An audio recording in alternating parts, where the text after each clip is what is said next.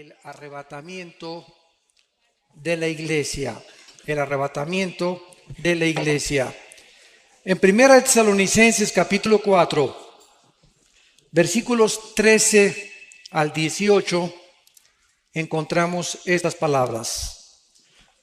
Tampoco queremos, hermanos, que ignoren acerca de los que duermen, para que no os entristezcáis como los otros que no tienen esperanza.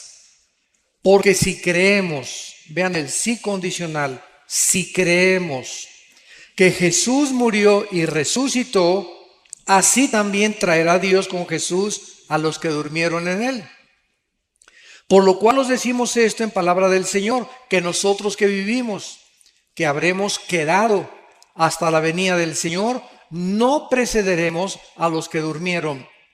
Porque el Señor mismo, con voz de mando, con voz de arcángel y con trompeta de Dios, descenderá del cielo, y los muertos en Cristo resucitarán primero.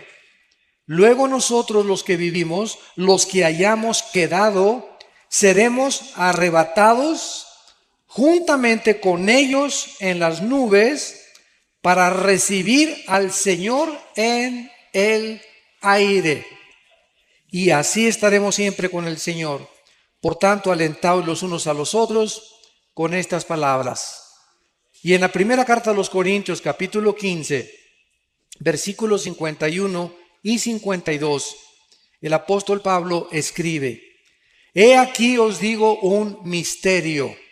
No todos dormiremos, pero todos seremos transformados. En un momento, en un abrir y cerrar de ojos, a la final trompeta, porque se tocará la trompeta y los muertos serán resucitados incorruptibles y nosotros seremos transformados. Vamos a dar un desarrollo, una exposición o una exégesis del pasaje primero de Tesalonicenses para comenzar a entender más o menos lo que el Espíritu Santo nos quiere dar y entender lo que Pablo, alineado con la carta a los tesalonicenses, nos quiso también revelar. Dice en primera de Tesalonicenses, regresamos otra vez al capítulo 4, que el apóstol Pablo estaba interesado que los cristianos de la iglesia de Tesalónica no ignoraran algo. Porque cuando Dios le interesa que sepamos algo, nos los reveló en la palabra de Dios. Los tesalonicenses estaban tristes porque se estaban muriendo muchos hermanos, vivían la persecución de los romanos desde luego, y pues muchos de ellos no tenían la Biblia como la tenemos nosotros completa. Entonces sabemos que en Latinoamérica, principalmente, no sé, en Colombia, en México, cuando alguien se muere, hay veces que hasta 6 meses, un año, los parientes se visten de negro. Las mamás se visten de negro, las abuelas se visten de negro y guardan luto, así se llama luto, así dicen luto aquí también. Luto 6 meses o un año y llore al muertito. Y hay veces que te encuentras a personas que perdieron un hijo hace 3 años o 5 años y siguen tristes, siguen acongojadas, siguen con mucho dolor interno. Esto no puede ser así con los hijos y las hijas de Dios. Porque si creemos ahora, si no crees en la resurrección, pues vas a seguir llorando durante 10 años. Pero cuando alguien se muere cercano a nosotros, hay una mezcla de dolor porque somos seres humanos y es bueno llorar, es terrible no llorar. Porque puede desatar una depresión peor todavía. Entonces, bueno, es sano psíquicamente llorar, pero no llorar un año. O más de 3 o 4 meses. O tal vez, ¿verdad? De vez en cuando tienes algún recuerdo de un hijo, de una hija, de tu esposo, ex esposa y salen las lágrimas, no hay ningún problema. Pero estar constantemente en estado de tristeza es contra la salud mental, porque es terrible psicológicamente y además es una manifestación tremenda de incredulidad a la resurrección de Jesucristo. Entonces Pablo, con estos antecedentes, dice: no quiero que ignoren acerca de los que duermen. La palabra dormir, como lo vamos primero a demostrar, no significa que estamos en estado inconsciente en la muerte. Hay una secta que se llama los Testigos de Jehová. Ellos sí enseñan eso. Y vamos a demostrar con la Biblia a continuación de que en el momento que morimos, inmediatamente estamos o en la presencia del Señor.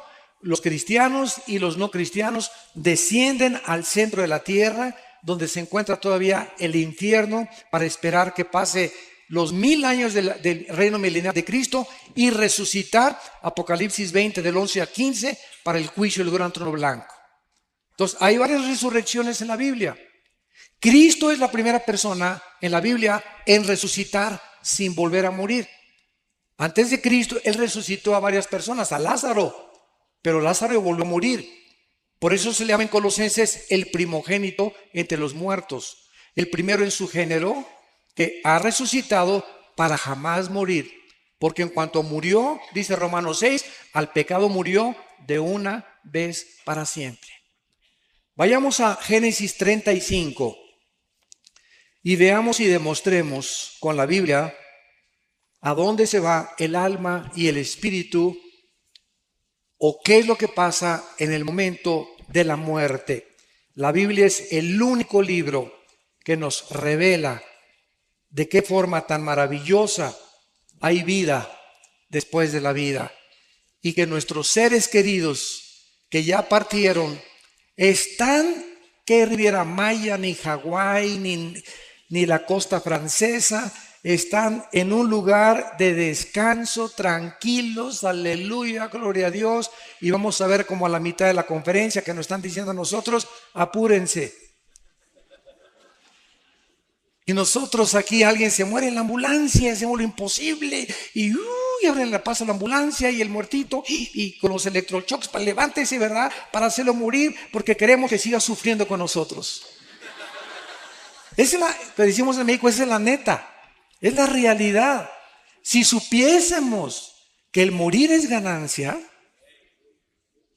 y que el morir es el final de la vida terrestre, pero que después de la muerte, para eso Cristo vino al mundo, para vencer la muerte y decirnos, yo soy la resurrección y la vida. Juan 11, 25 y 26. Y si ustedes creen en mí, ustedes van a volver a resucitar igual que yo lo hice. Si Cristo no hubiera resucitado, no hubiera cristianismo. Porque la base del cristianismo no son dogmas, no son leyes, no son rituales, no son ceremonias. El cristianismo permanece en pie o se cae con la resurrección de Cristo. Es la base, la piedra angular del cristianismo, que su fundador volvió a vivir de entre los muertos. En Génesis 35, versículo 18, dice, y aconteció que al salírsele el alma. En la traducción la nueva versión internacional que le dije que es una de las peores, dice el suspiro. Imagínense nada más. Digo, por favor, esta palabra alma en el original hebreo es la palabra nepesh. Apúntala, como suena nepesh, con SH. Se pronuncia nepej. Al morir, algo se sale que etimológicamente esta palabra no se puede traducir suspiro. O lo dejó. Hay otras traducciones que he leído que dice, y al morir lo dejó. ¿Que lo dejó qué cosa? Gasparín el fantasma, que se fue de nosotros, ¿verdad? Y por eso es tan importante establecer el origen etimológico de las raíces hebreas y griegas para un estudio mucho más profundo de lo que Dios nos quiere decir. Ahora vamos a compararlo con el versículo 29. Y exhaló Isaac el espíritu y murió. Aquí se usa otra palabra hebrea, que se escribe ruach, con R de Raúl, A-C-H, se pronuncia ruach. Por ejemplo, cuando hablamos del Espíritu Santo, el Espíritu Santo es ruach, el kadosh. El Espíritu Santo, kadosh es santo en el hebreo, y el hebreo es otra, en el griego es otra palabra. Entonces vemos que la Biblia nos muestra que si se usaron dos palabras diferentes, nepesh y ruach, para describir dos elementos que tanto Hebreos 4:12 y 1 Tesalonicenses 5:23 dicen que cuando muramos el espíritu, alma y cuerpo, sean guardados irreprensibles. El Nuevo Testamento, Hebreos 4:12, la palabra de Dios es eficaz que separa el alma y el espíritu. Entonces, hay dos cosas completamente diferentes dentro de ti y dentro de mí. Dos elementos de los cuales estamos formados. Concluimos que somos un espíritu, tenemos un alma y vivimos dentro de un envase, dentro de un casco, dentro de un cuerpo corruptible que día a día está muriendo celularmente. Pero dentro de nosotros, el valor de lo que está dentro de nosotros, dice en 1 Corintios, tenemos este tesoro en vasos de barro. ¿Cuál es el tesoro? El espíritu que mora dentro de nosotros. Y al morir, se sale dentro de nosotros el alma y se sale el espíritu. Ya vimos que el cuerpo lo pueden cremar o lo pueden enterrar o lo pueden hacer, acabas en la panza de un tiburón, en un avionazo o no sé cómo vayas a morir, un accidente en la carretera. Tenemos de cualquier forma que nos pintemos al otro lado. El cuerpo que Cristo resucite no va a ser tu cuerpo, va a ser un cuerpo completamente nuevo. No va a ser una renovación, va a ser una nueva creación completamente. No va a usar nada de nuestro cuerpo Cristo con la nueva formación que vamos a tener, como lo vamos a ver más adelante. Ahora, ¿qué es el alma? ¿Qué es el nepesh? El alma es el asiento de las emociones, de los sentimientos, del intelecto y de la voluntad. Y hay dos palabras que se usan como sinónimos en el Antiguo Testamento, que es alma y corazón. Cuando dice la Biblia, sobre todas las cosas guarda tu corazón, es el alma.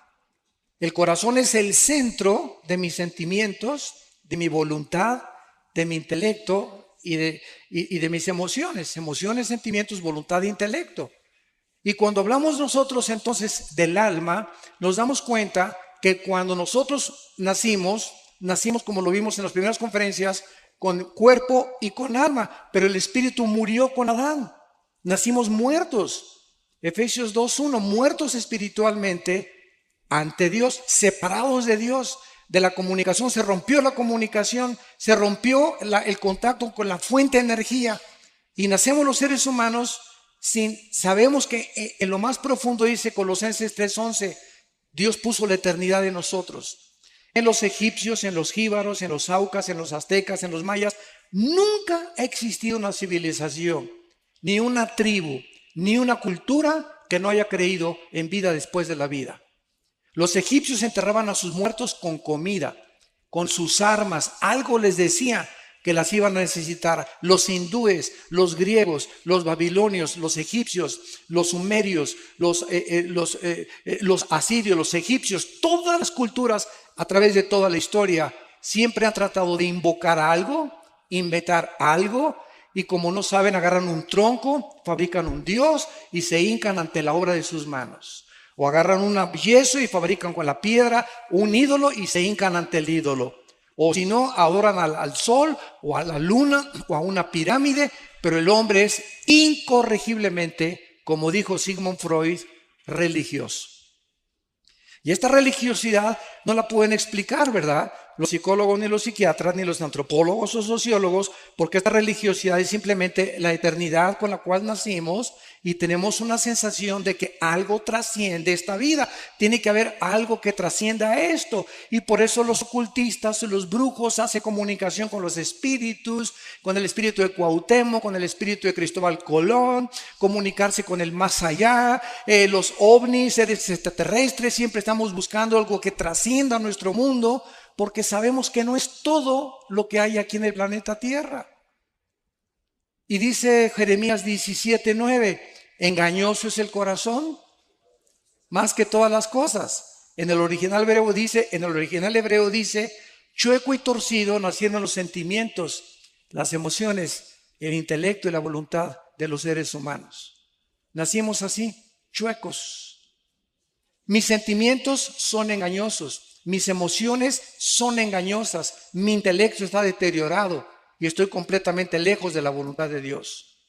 Tienes que nacer de nuevo, le dijo Dios al hombre más religioso de Israel, Nicodemo, Juan capítulo 3. Entonces, esta es la razón por la cual no debemos de confiar en nuestras emociones y sentimientos, porque son engañosos.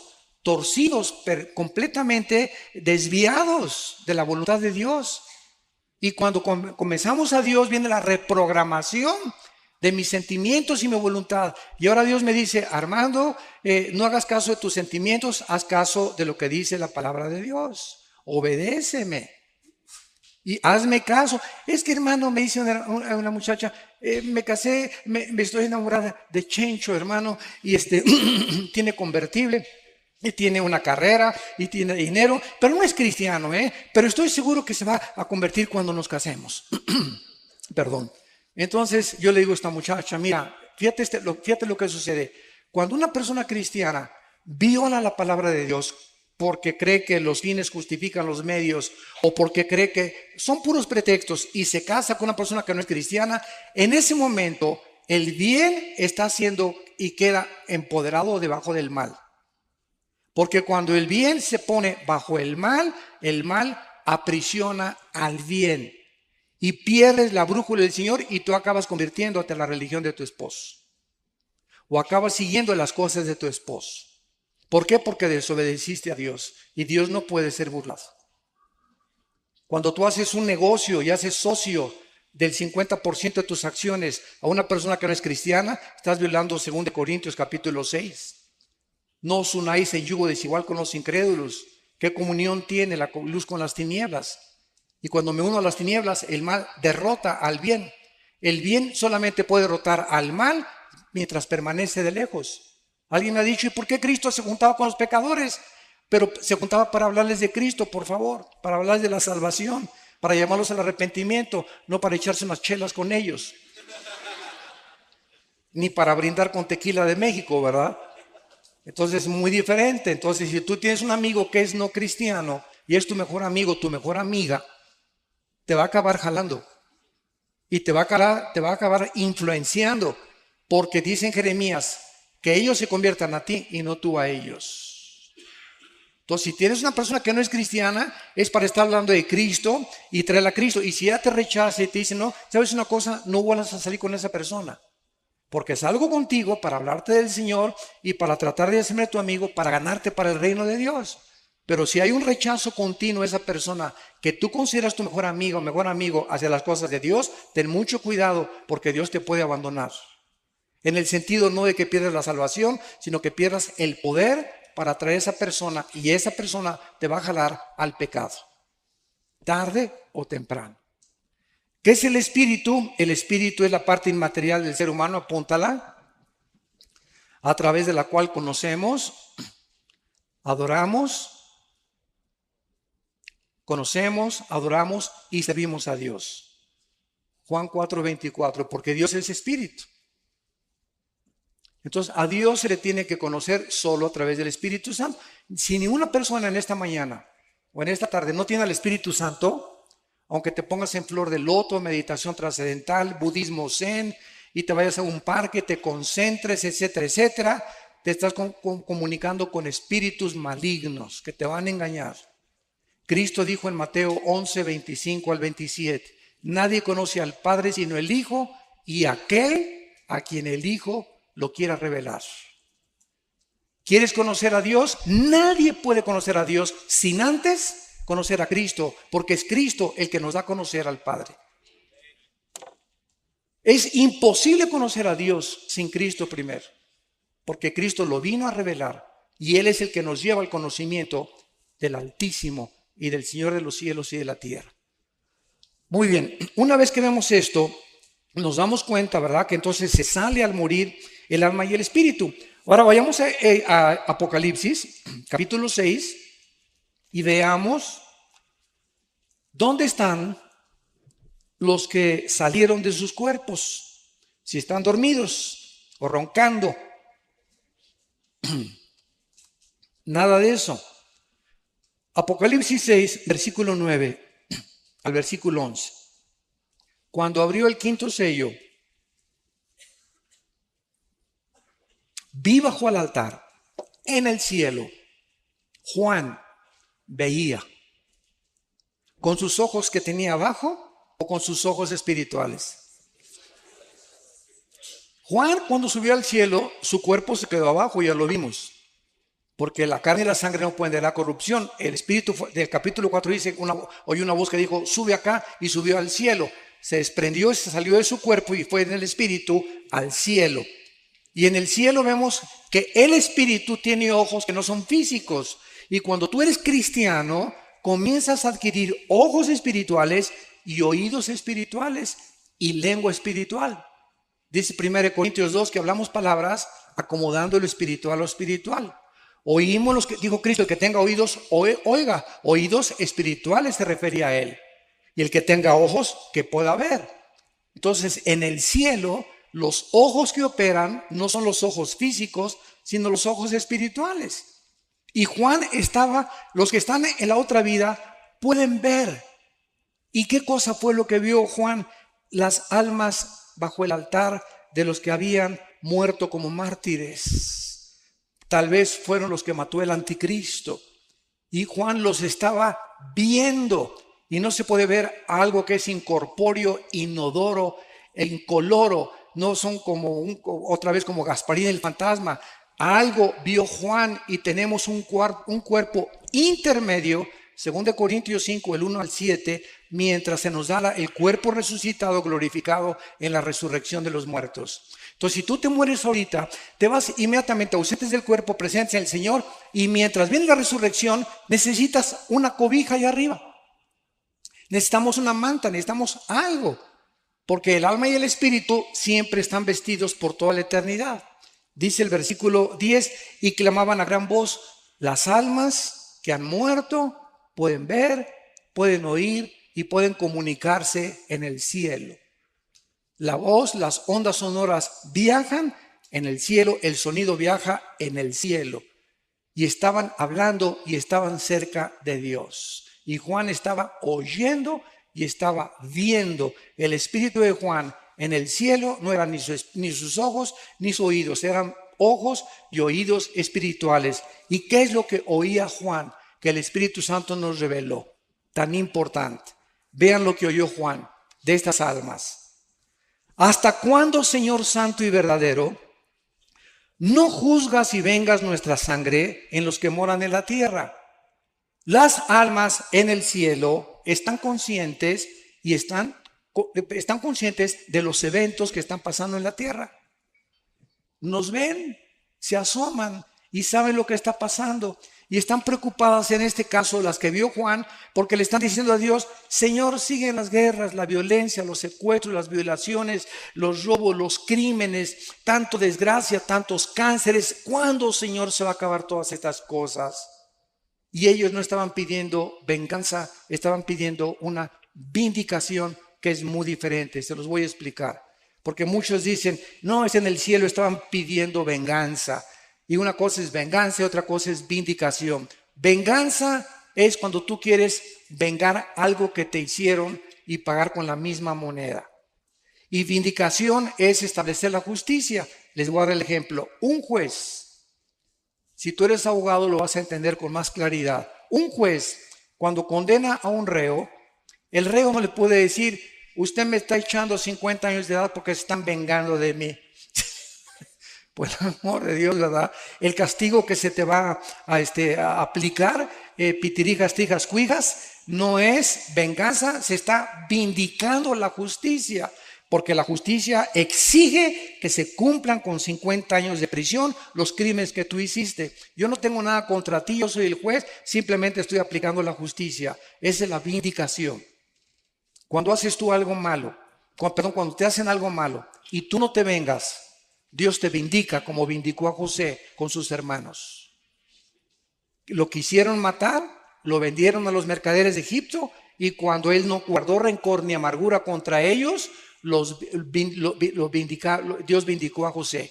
Y llegaron sus hermanos a hincarse delante de él, a reconocerlo que realmente José tenía un corazón santo y puro delante de Dios. Dios nos vindica tarde o temprano si nosotros seguimos el bien. Entonces, estas almas en el cielo estaban pidiéndole a Dios que por favor se apure. ¿Y ustedes tienen el mismo clamor? Yo por lo menos una vez a la semana, de veras le digo a Dios, cada vez que veo todo lo que está pasando en el Medio Oriente, el degollamiento de las personas, la decapitación, los crímenes, Mi esposa está en un ministerio que es de tráfico humano y mi esposa está involucrada en un ministerio que se llama Tamari, que protege a las mujeres que sufren violencia. Porque mi esposa fue abusada antes de casarse, ¿verdad? Y ella conoce lo que es eso y ella tiene esa carga de defender a las mujeres que sufren violencia intrafamiliar. Y estamos, ¿verdad?, tratando de ayudar a las personas que son raptadas. Tenemos contacto con organizaciones transnacionales e internacionales para poder ayudar a este grupo de personas y de niños que se están vendiendo tremendamente en el mercado, en el mundo. Y a muchos los matan para sacarles los órganos, el corazón, los riñones, y los desaparecen y aparecen como desaparecidos, nunca los encuentran y se encuentran vendiendo en el tráfico internacional de órganos. Un corazón de un niño vale $50,000. Un corazón de una persona de menos de 25 años de edad adulta vale $150,000. Por eso los trasplantes casi son imposibles, por el elevadísimo costo que te cuesta un trasplante de hígado, de riñón o de corazón. Y todo esto es en el mercado que se mueve alrededor del mundo.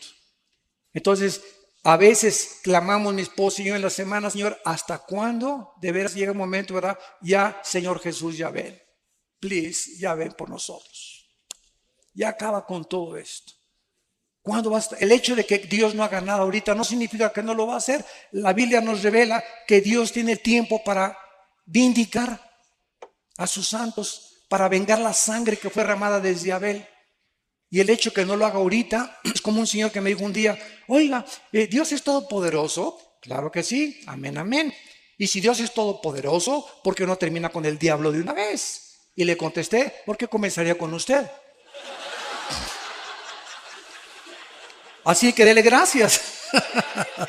Porque si Dios acabara con el mal, no tendría usted la oportunidad de arrepentirse. Pero Dios es lento en la misericordia y no quiere que ninguno se pierda. Y es por eso que ha extendido su paciencia. Porque aunque haya mucho mal, hay muchas almas que tienen que ser salvadas. Pero cuando se cumple el número, como dice aquí, versículo 11, se les dieron vestiduras blancas y se les dijo que descansaran un poco de tiempo hasta que se completara el número de sus consiervos y sus hermanos que habían de ser muertos como ellos. Entonces quisiéramos que Dios ya hiciera justicia, pero se nos olvida que a lo mejor tu abuelita sería el infierno, o tus hijos, si ahorita hiciera justicia, ellos serían el infierno. Y en la misericordia de Dios nos está dejando a nosotros, la iglesia, antes de que nos saque de este mundo el arrebatamiento, para que ganemos las almas. Los edificios, las esculturas, las pinturas, los títulos, 5 doctorados que tuviste, 5 licenciaturas, todo absolutamente el planeta Tierra será reducido a cenizas. Todo absolutamente, menos las almas. Es lo único que tiene valor en el mundo, las almas, por las cuales el Hijo de Dios dio su vida en una cruz. Y se nos manda a nosotros tener el corazón de Cristo y la mente de Cristo para vivir con compasión por las almas. Y que cada semana, yo no quiero que levante nadie la mano, desde que te convertiste, ¿a cuántas personas les has hablado de Cristo? Desde que te convertiste puedes llegar al cielo y decir: esa alma, yo me convertí por esa persona. ¿Habrá almas en el cielo que reconozcan que tú fuiste el instrumento de Dios para que ellos estuvieran arriba? ¿O te dijiste cristiano y llegabas a la iglesia y calentabas el asiento de tu iglesia y aleluya y gloria a Dios, etcétera, etcétera, y nunca hablaste de Cristo a nadie? Nunca te preocupaste por traer a nadie a Cristo. Nunca al mesero, al elevadorista, al lechero, a la humosa, a donde quiera que tú vas, podemos tener la oportunidad de hablar del Señor. Porque somos testigos y para eso el Espíritu Santo vino a nuestra vida. Bueno, regresamos ahora a 1 Corintios, capítulo 15. Y una vez que hemos visto que después de la muerte no estamos dormidos en el sentido que estamos en un estado cataléptico e inconsciente, sino que estamos vivitos y coleando en la presencia del Señor, en el cielo inmediatamente. Dice en Corintios 15, 51, el apóstol Pablo: he aquí os digo un misterio. He encontrado personas que me han dicho: Oiga, señor Alducín, es que hace 80 años o el siglo pasado el rapto de la iglesia no estaba en los libros, ni los antiguos predicadores predicaban de estas cosas. Es una nueva doctrina, así me han dicho. Es una nueva doctrina. Les digo, cabezas de melón y de calabaza. Por eso Pablo dijo, les digo un misterio. Pablo, el rapto era un misterio que no se conocía en el Antiguo Testamento. Solamente se conocía la resurrección, pero no que iba a haber una generación que tal vez seamos nosotros, que no vamos a morir, que no vamos a gustar lo que es la muerte. De repente, ahorita saliendo, a lo mejor nos vamos todos, se queda la ropa, el anillo, todos los guaraches, los calcetines, y nos vamos al cielo y el mundo se queda. Desaparecieron millones de cristianos. Se van a congestionar los noticieros de televisión, va a haber pilotos que se van a estrellar porque no van a tener el piloto, un tráfico impresionante en las carreteras porque desaparecieron los choferes, las cunas de los bebés van a desaparecer, las mamás que no eran cristianas, ¿dónde está mi bebé? ¿Quién se lo llevó? Etcétera, etcétera. Va a causar un caos internacional. Y la respuesta tiene que venir, se los llevaron los ovnis. Yo tengo una conferencia que acabo de dar el mes pasado en el World Trade Center de México, en la Ciudad de México, que se llamó OVNIs, Demonios y el Anticristo. La pueden ustedes conseguir en YouTube. OVNIs, Demonios y el Anticristo se llama la conferencia. Y ahí explico claramente, ¿verdad?, que desde 1948, no es coincidencia, cuando Israel regresa, comenzaron las apariciones de los ovnis. Y para nosotros no son ovnis, son ovis. Objetos voladores identificados. Una vez tuve un argumento con un ufólogo, se llaman los especialistas en los ovnis, y me dice, ustedes los cristianos, esto fue una escuela, y me dice, ustedes los cristianos, señor Alducín, no creen en los ovnis, ¿verdad? ¿Y cómo pueden ustedes negar los videos y algo que es real? O sea, se han fotografiado, hay testimonios de personas. Y le dije, usted está equivocado. Nosotros no negamos esto que es, como usted dice, corroborado por la misma ciencia. Es más, la Organización de las Naciones Unidas nombró a una señora oficialmente para investigar el fenómeno extraterrestre. Porque la Fuerza Aérea de los Estados Unidos está convencida que es real la aparición de objetos voladores no identificados. Y le dije, nosotros no negamos que esto sea real, pero estamos seguros que los tripulantes no son marcianos ni jupiterianos, son fenómenos de la materialización de energía de los ángeles caídos, que están preparando el escenario para que cuando desaparezcamos millones de personas, el mundo puede decir, los extraterrestres se llevaron. Y cuando aparezca el anticristo, con poderes sobrenaturales, sobrehumanos, lo van a considerar un extraterrestre. ¿Y quién como él? Nadie podrá luchar contra él. Y el líder religioso que aparezca lo van a adorar como un santo porque está haciendo milagros. Porque cualquier milagro hace que las personas se hinquen sin saber que los milagros tienen el origen o satánico o de Dios. No todos los milagros vienen de Dios. Satanás tiene el poder de materializar la energía. Entonces, este misterio que Pablo está relatando nos dice, ¿cuál es el misterio? Que no todos vamos a morir, no todos vamos a dormir, sino todos seremos transformados, cambiados. En un momento, va a ser instantáneo, en un parpadeo de los ojos. Y dice a la final trompeta, muchos han dicho que es a la final trompeta del Apocalipsis. Un error también doctrinal. ¿Por qué? Porque las trompetas del Apocalipsis son para el juicio, son de juicio. Y aquí es la trompeta para llamar a los santos a el cielo. Si nosotros estudiamos en el libro de los Números, las trompetas que se usaban en el pueblo hebreo, vamos a encontrar que se usaba un shofar, que es un cuerno de carnero. Síganme con cuidado. Cuando acampaban todos los israelitas, las 12 tribus alrededor del tabernáculo, oeste, oriente y occidente, cuando acampaban alrededor, siempre el tabernáculo miraba hacia el oriente. Y cuando necesitaban, no tenían iPhones, no tenían correo, no tenían teléfono, para poder movilizar al pueblo, cerca de 2 millones de personas, usaban los sacerdotes shofares y tenían dos toques. Escuchen, el toque para que se reunieran todos en el campamento era así.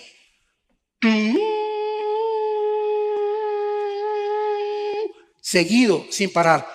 Y cuando era una emergencia, córranle, empaquen las cosas porque nos vamos, porque el enemigo nos ataca. Era... Cuando era intermitente, era de emergencia. Y la trompeta que se va a sonar es la de Yom Teruah, la fiesta de las trompetas. Porque Cristo cuando vino cumplió 4 fiestas y faltan 3 que se cumplan. Las 7 fiestas de Israel están relacionadas con Jesucristo. Y las 3 que faltan son las de las trompetas, la de Yom Kippur y la de los tabernáculos. Las tabernáculos las vamos a cumplir en el milenio, pero faltan las trompetas. Y cuando venga Cristo en las trompetas es el arrebatamiento de la iglesia. Y las 3 fiestas que faltan caían en el mes de Tishri, que es el mes de septiembre. Tal vez por eso fue el ataque a las Torres Gemelas el 11 de septiembre. Los acontecimientos que han convulsionado al mundo han sido en septiembre. Ahorita se esperan las lunas de sangre en septiembre, etcétera, etcétera. Yo no estoy diciendo, no digan, el hermano dijo que en septiembre nos vamos. Tengan cuidado lo que oyen. Yo no estoy diciendo eso. Estoy diciendo que coincidieron las fiestas y que la final trompeta que se está estableciendo aquí Pablo se está refiriendo es la última trompeta de la fiesta de las trompetas. No puede ser la última trompeta Apocalipsis porque esas son para juicio y estas son para... Dios nos está llamando y solo nosotros la vamos a oír. Así que acostúmbrate a lo que acabo de tocar ahorita. Ándale. Y por eso los shofares, ¿verdad? Tú vas a Israel y te venden los shofares y es dificilísimo tocar. Si la trompeta es difícil tocarla, más un shofar. Pero el toque es increíble. Nadie suena como el cuerno de un carnero o los shofares. Entonces, veamos ahora, regamos a Tesalonicenses y dice así la explicación. Primera de Tesalonicenses 4, versículo 15.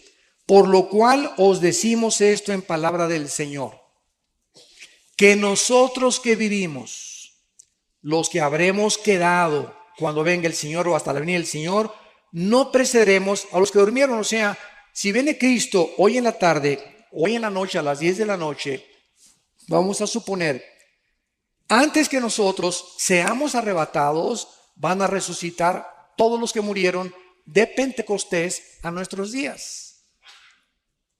Los santos del Antiguo Testamento van a resucitar hasta la segunda venida de Cristo. ¿Cómo lo sabemos? Vean lo que dice el versículo 14. Porque si creemos que resucitó, murió y resucitó, traerá Dios con Jesús a los que durmieron en Él. Hasta Pentecostés fuimos colocados en el cuerpo de Cristo. Estamos en Efesios, dice, en Él. Dice Romanos 6 que fuimos sepultados con Él, identificados en su muerte, en su sepultura, y cuando Cristo resucitó, resucitamos con Él. Estas son cosas que la mente humana no puede captar. Es tremendo espiritualmente, pero Dios nos considera ya sentados con Cristo, reinando con Cristo posicionalmente, aunque en la práctica tenemos que seguir luchando contra el pecado y contra las enfermedades. Entonces, solamente desde Pentecostés se formó la iglesia y desde Pentecostés los que reciban a Cristo estamos en el cuerpo de Cristo mediante el bautismo del Espíritu Santo. Los otros cristianos o fieles que murieron antes de Pentecostés van a resucitar hasta la segunda venida de Cristo. Daniel 12, versículo 2. Muchos los que duermen en la tierra serán despertados, dice muchos, no todos, unos para vida eterna, otros para confusión perpetua. Y aquí está hablándole Dios, el ángel a Daniel, acerca de los que mueran en la tribulación. Ahora, cuando nosotros resucitemos, ¿quién fue el primero en resucitar? Cristo, después seguimos nosotros. Vean cuántas resurrecciones va a haber. Después de nosotros van a resucitar los 144,000. Después van a resucitar los 2 testigos, Apocalipsis 11. Después van a resucitar los santos del Antiguo Testamento, llevan 5 resurrecciones. Y después van a resucitar al final del milenio los que entraron sin cuerpos al reino milenial, cuando Cristo venga y no estaban glorificados, y van a tener que resucitar para vivir en la eternidad y en la nueva Jerusalén con Él. Entonces la Biblia menciona más de 5 o 6 resurrecciones. La primera fue Cristo, 1 Corintios 15:52. Primero es Cristo y las primicias después, que somos nosotros. Y después los que durmieron en Él. Ahora sigamos lo que dice el relato. Versículo 16. Porque el Señor mismo, Cristo mismo, a todo color, en persona, físicamente, bajará del cielo. Y Él bajará acompañado de Miguel, que es el jefe y comandante de todas las huestes de ángeles del cielo. Van a ser millones de ángeles cuando venga Cristo, y ninguno va a tocar la tierra, todo va a ser en el aire. Cuando llegamos de repente, ¡pum!, y nos salimos y estamos con Él en el aire. Los arcángeles van a bajar con Él, se va a tocar la trompeta de Dios y entonces Él va a descender del tercer cielo al primer cielo, a la atmósfera. Y en ese momento todos los que están en las tumbas van a resucitar de Cristo a nuestros días. Los que murieron en Cristo, los que estaban identificados, bautizados en el cuerpo de Cristo, que somos la iglesia, judíos, griegos, mexicanos, colombianos, bla, bla, bla, bla, bla. Y dice la Biblia en el versículo 17, luego nosotros, o sea, primero la resurrección de los que murieron en Él, y entonces nosotros, en fracciones de segundos, en un parpadeo, vamos nosotros, dice la Biblia, a ser arrebatados. La palabra arrebatado es muy importante en el griego, apúntala. Es la palabra griega arpazo, con Z, arpazo, que significa ser sacado de en medio súbitamente o con fuerza. ¿Por qué se usó rapto? Porque la palabra en latín raptus, y arrebatados es castellano y arpazo es griego. Y como la Biblia del Nuevo Testamento fue escrita en griego, se usó la palabra arpazo. Pero cuando usamos rapto, es un sinónimo y la gente nos entiende. El rapto de la iglesia es la palabra más común. Bueno, seremos arrebatados juntamente con ellos para recibir al Señor en el aire. Y así estaremos con el Señor para siempre. Ya, adiós mundo cruel, ya nunca te veré, ¿verdad? Oye, hermano, y si se queda mi abuelita ahí en la tierra, y si se queda mi hijo y veo que se quedó mi hijo, ay, Señor, mi hijo, ¿no te lo quieres traer también a él, por favor? ¿Sabes una cosa? Los sentimientos aquí abajo en la tierra van a ser transformados y las emociones completamente en la nueva creación que Dios va a hacer de nuestros cuerpos. ¿Por qué? Cristo cuando vivió, estaba un día enseñando a los discípulos en un cuarto y de repente alguien oyó y fueron a contestar a la puerta. Y uno de los discípulos desde la puerta le gritó al Señor, Señor, es tu mamá y tus hermanos. Pregunta, ¿por qué no entraron al discipulado? ¿Por qué no entraron al estudio? ¿Por qué no estaban con Cristo? Porque dice la Biblia que no creían en Él. María no creía en Él. María, aunque sabía lo que el ángel le reveló y le dijo que una espada traspasaría su corazón, María al pie de la cruz entiende finalmente cuánta obstrucción espiritual, porque el Espíritu Santo no ha venido, que Él era el Hijo de Dios. En las bodas de Canaán quería que lo siguiera obedeciendo. Haz esto, y le contesta a Cristo, mujer, entiende, mi hora no ha llegado. Por el amor de Dios, mamacita, pórtate bien. En otras palabras, te hablan tus mamás y tus hermanos, y Cristo, ¿qué les dice? Espérenme tantito, ¿no? Mi familia es primero. No dijo eso. Mi madre y mis hermanos aprovechó para dar esta lección. Son los que hacen la voluntad de mi Padre y lo obedecen. Mi madre y mis hermanos, ahorita nosotros aquí somos la verdadera familia. Si mi abuelita no se convierte, si mi mamá no se convierte, si mis hermanos no se convierte, ustedes son mis hermanos, ustedes son mis madres, ustedes son mis padres, ustedes son mis hermanos en Cristo. Por eso es la importancia de amarnos incondicionalmente y soportarnos y tolerarnos y vestirnos de mansedumbre y de reverencia y de humillación, porque somos hijos de Dios. Y si yo veo que alguien, un hermano, un hijo mío, lastima a otro hijo mío, me voy a doler y voy a castigar a mi hijo. Y cuando nosotros nos peleamos como cristianos, estamos peleando a un hermano y a un hijo de Dios, y Dios está enojado contigo, porque entre nosotros no puede haber rencores, ni amarguras, ni estarnos atacando los unos a los otros, no importa la denominación. Somos hijos de Cristo, estamos en desacuerdo en muchas cosas, nos vamos a poner de acuerdo arriba, pero aquí abajo amémonos como Él nos amó, porque por el amor que tengamos, el mundo sabrá que somos hijos de Dios. Ahora bien, en el momento en que resucitemos, la pregunta finalmente es, ¿cómo será nuestro cuerpo? ¿Me parecería a John Travolta? ¿O a Tom Cruise? ¿O a Brad Pitt? ¿O a Madonna? ¿O a fulano de tal? Qué interesante es, vamos a Filipenses, vean todo lo que la Biblia nos revela, pero tú viendo telenovelas, Dios mío santo. Dice Filipenses capítulo 3, versículo 20 y 21. Mas nuestra ciudadanía está en los cielos, de donde también esperamos. Esta es la vida del cristiano, estamos en una continua esperanza de que venga.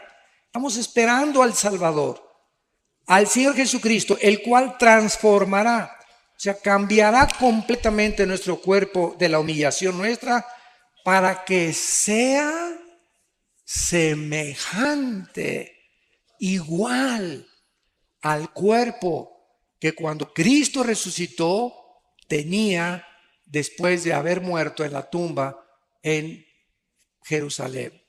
Para que nuestro cuerpo sea igual al cuerpo, con la semejanza, con las características que el cuerpo de Cristo tenía. Ahora viene la otra pregunta para terminar. ¿Cómo era el cuerpo de Cristo y qué características tenía? Número 1.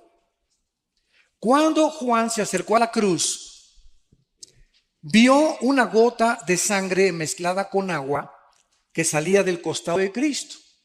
Porque los soldados romanos, sobre todo los centuriones, que eran los jefes de los soldados, tenían la obligación de jamás bajar a nadie de ahí cuando tuvieran el 100% de seguridad que había muerto. Porque ahí de ellos, si bajaba alguien todavía estaba coleando, ¿verdad?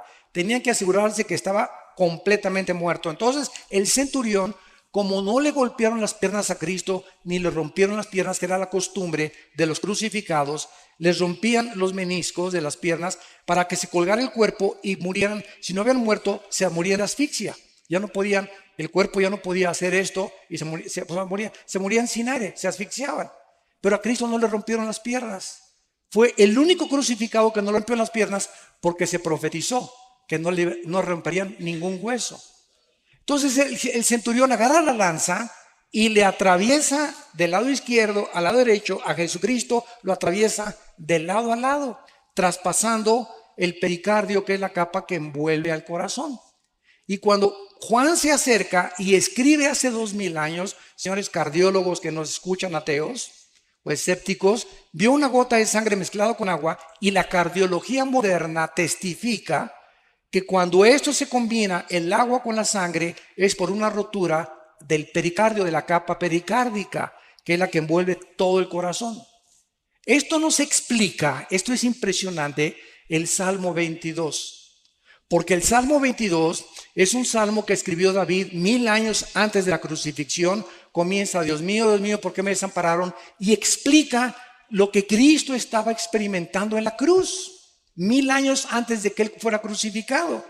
Y pone, clavaron mis manos y mis pies, sobre mi ropa jugaron suertes. Y entonces dice el Salmo, mi corazón fue como la cera derritiéndose en medio de mis entrañas.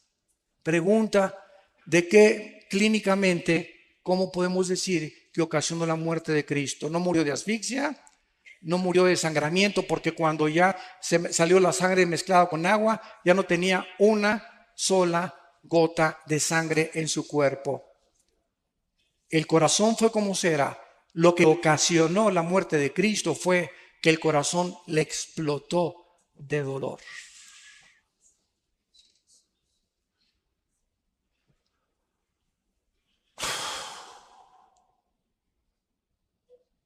Cuando nuestros pecados fueron puestos sobre su cuerpo, el santo, hecho más sublime que los cielos, no lo pudo tolerar ni soportar, ser separado de su Padre. Y eso fue lo que provocó su muerte física. Se hizo maldición en nuestro lugar, y lo que Él no merecía, lo hizo porque te ama. porque dio su vida por ti.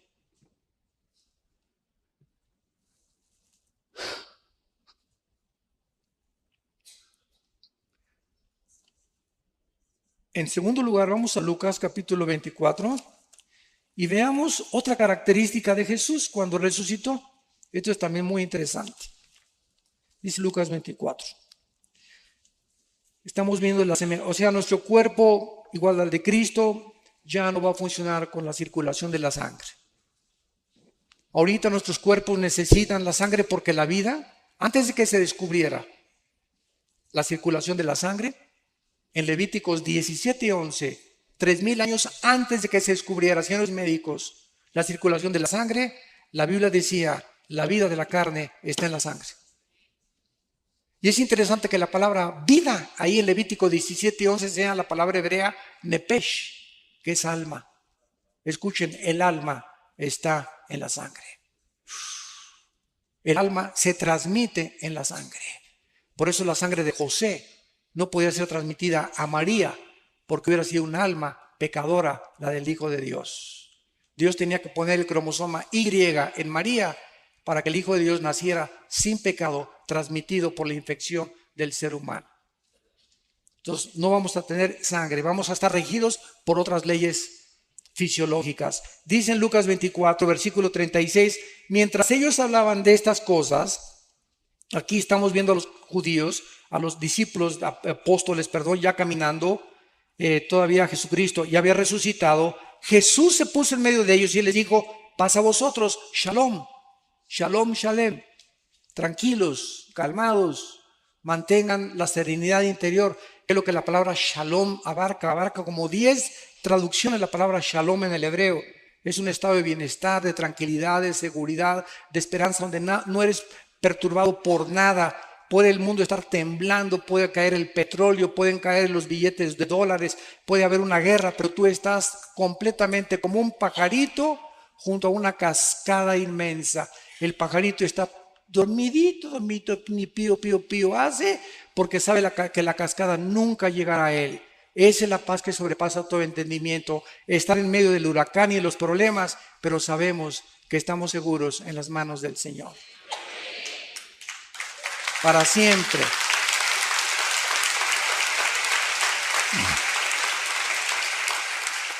Entonces, espantados y atemorizados, pensaban que veían espíritus. Pero Él les dijo, ¿por qué están turbados y vienen a vuestro corazón estos pensamientos? Miren mis manos y mis pies, y yo mismo soy. Palpen y vean, porque un espíritu no tiene carne ni huesos, como veis que yo tengo. Y diciendo esto, les mostró las manos y los pies. Y como todavía ellos de gozo no lo creían y estaban maravillados, les dijo, ¿tienen por ahí algún guisado colombiano? La Biblia menciona casi siempre los pescados y la miel como los alimentos, el mejor alimento que puede el ser humano tener, el pescado y la miel. Y está demostrado con el tiempo, ¿verdad? Que la miel la puedes tener, nunca se echa a perder la miel. Es impenetrable por ninguna bacteria ni por ningún microbio. Bueno, haciendo a un lado esto, vemos que el cuerpo de Cristo no tenía sangre. Al mismo tiempo, el cuerpo de Cristo era un cuerpo que se materializaba y se desmaterializaba a voluntad. Podía atravesar las paredes y podía ser tocado, y tocaban algo sólido los discípulos. Y en tercer lugar, nuestros cuerpos nuevos vamos a seguir comiendo.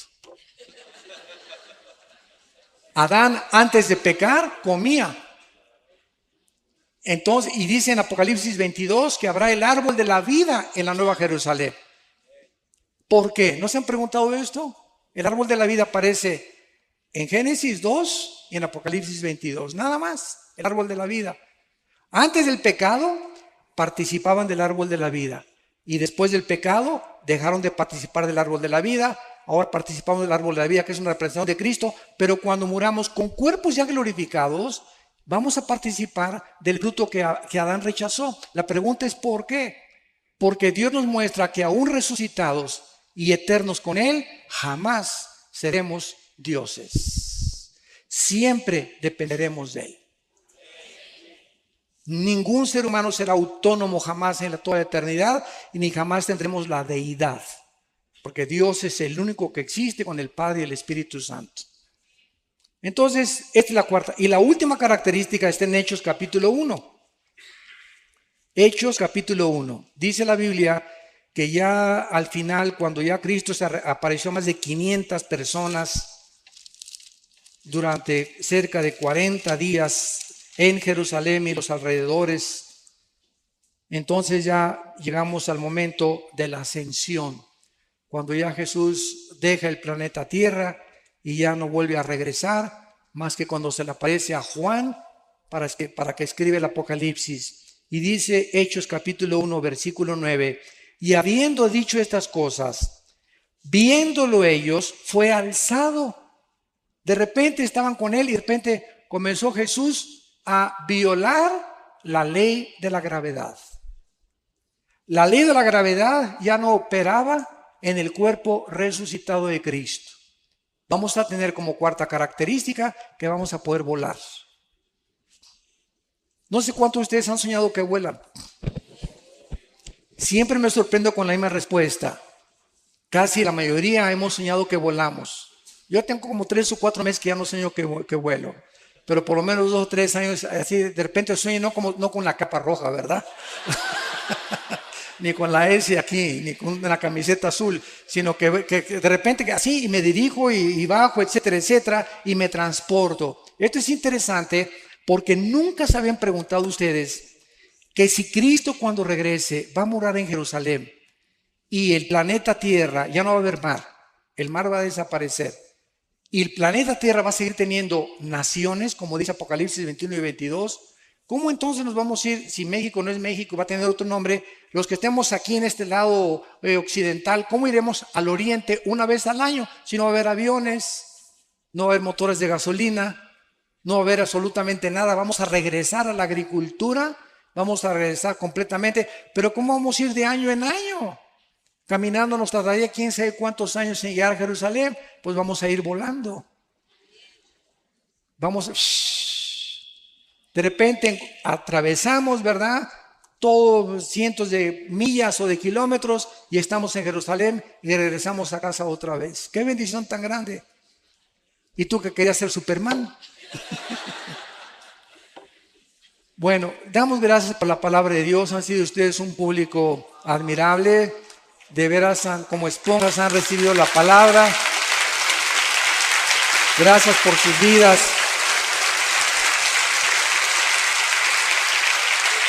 Muchas gracias. Las preguntas, ¿verdad? Una ronda de preguntas rápidas, doctor Alduzo. Pregunta, quisiera saber si la Biblia admite la presencia de extraterrestres en la Tierra. ¿De quién? Extraterrestres. Dice, toman como evidencia la construcción de las pirámides y de Machu Picchu, entre otros. Bueno, esos extraterrestres son los ángeles caídos, que han dejado su huella, ¿verdad? ¿Quién les dio esa sabiduría a los mayas para poder hacer lo que hicieron con los calendarios sin computadoras, sin calculadoras, sin telescopios?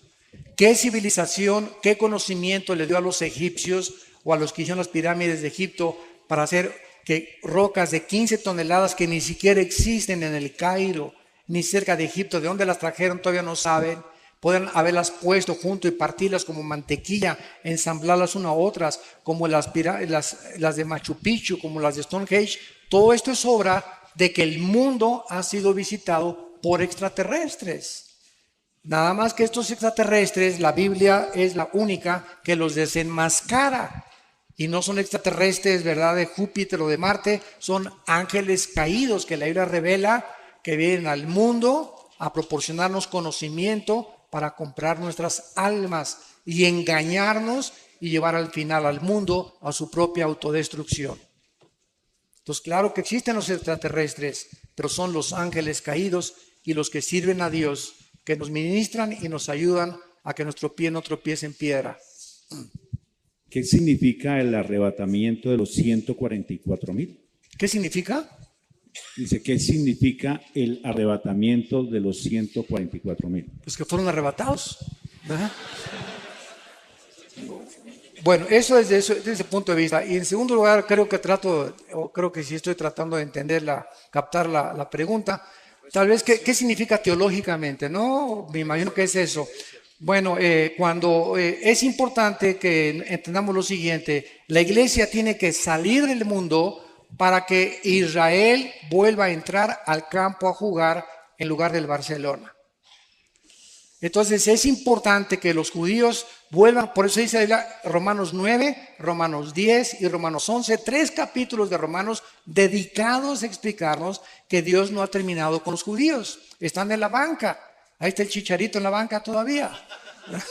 Y después le dan su chance, ¿verdad?, para que mete el gol y pase el Real Madrid, ¿verdad?, a la liga. Entonces ¿cómo que hay? Cuando los judíos, ¿verdad?, salgamos nosotros, la banca, que están en la banca, van a entrar al partido y entonces será predicado el Evangelio eterno y Dios escogerá 144,000 judíos que pueden ser colombianos, porque hay judíos colombianos sin que tú lo sepas, hay judíos mexicanos, hay judíos etíopes, hay judíos franceses. Repito, las 10 tribus se perdieron y fueron dispersas por todo el mundo y hay cantidad de judíos que no saben que son judíos. Y Dios va a levantar de todas las naciones, va a ser el último ejército de Dios. Entonces significa que Israel vuelve otra vez a entrar al campo, al escenario, y ahora le toca a Israel la evangelización última del mundo. ¿Hay alguna información genética que pueda determinar que una persona sea homosexual o lesbiana? Si hubiera algún gen que determinara eso, entonces no habría ninguna responsabilidad y la Biblia sería mentirosa. Porque entonces yo no tendría ninguna base para poder condenar a una persona que ha escogido ser mujer y es hombre, o a un hombre que ha escogido ser hombre y es mujer. Entonces no hay ningún gen absolutamente que demuestre eso. Esto es una aberración completa que han tratado de usar para justificar precisamente un pecado de homosexualidad o de lesbianismo. Quiero decirles que de acuerdo al doctor James Dobson, que es un psiquiatra, psicólogo norteamericano cristiano en Los Ángeles, de acuerdo a sus investigaciones, la mayor parte de los homosexuales vienen de hogares de matriarcado, donde en el hogar no había una figura masculina como el patrón. Era la mamá la que mandaba y la que daba las órdenes, donde el papá perdió completamente toda la autoridad y la mujer tomó la autoridad. El niño varón necesita un patrón de un hombre. Esto es indispensable para su crecimiento y salud psíquica normal y espiritual. Entonces, la mayor parte de ellos han sido de estos hogares, y otra parte, dice el doctor Dawson, la mayor parte también de los homosexuales, casi un 50 y 50%, han sido personas abusadas en su infancia o en su juventud sexualmente. Hay muchachas que desgraciadamente tienen una experiencia sexual antes de casarse a los 14, 15 y 6 años de edad, y fue horrible esa experiencia, y entonces agarran un odio inconsciente contra los varones, y en ese momento Satanás te manda una señora: véngase para acá mi nena, aquí te cuido yo, etcétera, etcétera, y sin que se den cuenta comienzan a desarrollar un amor hacia las mujeres y un odio hacia los varones, y cuando se dan cuenta ya cayeron en la trampa de Satanás, y no son lesbianas porque hayan nacido, sino porque están lastimadas emocional y psíquicamente. Lo mismo con los varones. Muchachos, que mi esposo y yo, a todos los homosexuales y los que tenemos en la iglesia, porque tenemos muchos y los aceptamos, pero les decimos los aceptamos porque la iglesia es un hospital, pero ustedes tienen que cambiar su conducta y echarle ganas y discipularse y confesar su pecado, y si a los 6 meses o 1 año no han cambiado, no los mandamos a un campamento de jóvenes, ni que enseñen la escuela dominical, ¿verdad? Tampoco. Tienen que pasar 4 o 5 años, ¿verdad?, para que podamos realmente ver que hay fruto. Decía David Wilkerson, un grande hombre de Dios que fundó los Teen Challenge, el desafío de la juventud, los centros de rehabilitación más grandes cristianos del mundo. Él el pastor en Times Square de la iglesia pentecostal Asambleas de Dios. Y decía David Wilkerson que de todas las personas que ha conocido, heroinómanos, cocainómanos, marihuanos, etcétera, etcétera, el homosexual es la persona más difícil de rehabilitar, pasando los 25 años de edad. Antes de los 25 no están tan lastimados y hay mucha oportunidad de salvarlos, pero ya a los 30, 40, si siguen practicando eso, es 10 veces más difícil. Doctor Alducin, ¿es bíblico la doctrina de cubrir los objetos y personas con la sangre de Cristo? No. Ejemplo, yo cubro con la sangre de Cristo mi casa. ¿En qué Biblia está eso? Ni en los mormones está eso tampoco, ¿verdad? Yo creo que ni en el Corán está eso. Esas son costumbres y tradiciones que hemos inventado. ¿Qué es la sangre? ¿Qué es la sangre? La sangre es la vida. Cuando Jesús derrama su sangre, ¿qué derramó? Su vida, porque la vida está en la sangre. Entonces, cuando tenemos a Cristo entre nosotros, ¿a quién tenemos? La vida de Cristo. Y cuando decimos, la sangre de Cristo me cubre, ya estoy cubierto, porque lo tengo a Él dentro de mí. Entonces no necesito que te cubra la sangre de Cristo, porque no aparece, ya fuimos rociados con la sangre de Cristo, dice 1 Pedro, cuando recibimos a Cristo dentro de nosotros, y fue su sangre la que nos dio la vida, porque es la vida la que está en la sangre. Como tampoco ya hay que ungir mi coche cuando compro un carro, mi casa, para que no entren los demonios, porque todas esas cosas pertenecieron al Antiguo Testamento. Ahora es la oración, tengo mi casa, mi coche, mi motocicleta. Padre, te encargo mi casa, reprendemos todo espíritu de aquí. Esta casa es usada para la gloria de Dios, mi carro es para la gloria de Dios. Guárdanos de choques y accidentes, pero estar ungiendo las cosas perteneció al Antiguo Testamento porque el aceite era un símbolo del Espíritu Santo. La única parte que se usa el aceite en el Nuevo Testamento es en Santiago 5, unjan a los enfermos y los líderes y la oración de fe salvará al enfermo. Pero estar ungiendo y bajo la sangre de Cristo, etcétera, etcétera, son frases que hemos acuñado, ¿verdad? Y queremos, yo entiendo lo que quieren decir, ¿verdad? Te cubro bajo la sangre de Cristo, o sea que estoy diciéndole a mi hijo, ¿verdad? Que el Señor te proteja, pero si mi hijo se porta mal, ni la sangre de Cristo lo va a cubrir.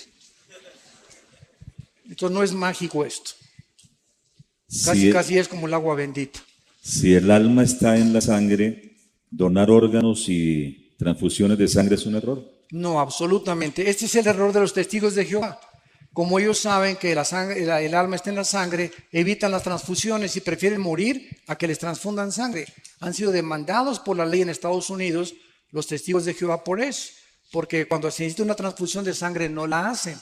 Entonces es imposible que digamos, ¿verdad?, que va a ir el alma ahí transfundida, porque no es correcto eso.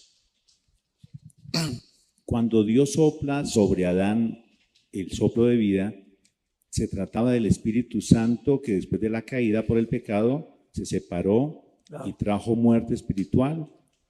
Así es, efectivamente. Antes de la caída, ¿qué tipo de espíritu había en Adán? No, o sea, antes de la caída el ser humano fue habitado por Dios, el Espíritu Santo.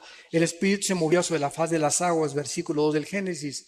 Y después de la caída el Espíritu Santo se sale de Adán y el ser humano queda dependiendo no solamente empíricamente de sus 5 sentidos, que son las ventanas del alma. Mis ojos, mis oídos, el gusto, el tacto, el oído, el olfato, etcétera, etcétera. Y dependemos de eso. Y por eso muchos ateos dicen, yo no creo lo que no veo, ni lo que no oigo, ni lo que no toco, ni lo que no huelo. ¿Verdad? O sea, si está fuera de mis 5 sentidos, no lo creo. Y eso es absurdo, ¿no?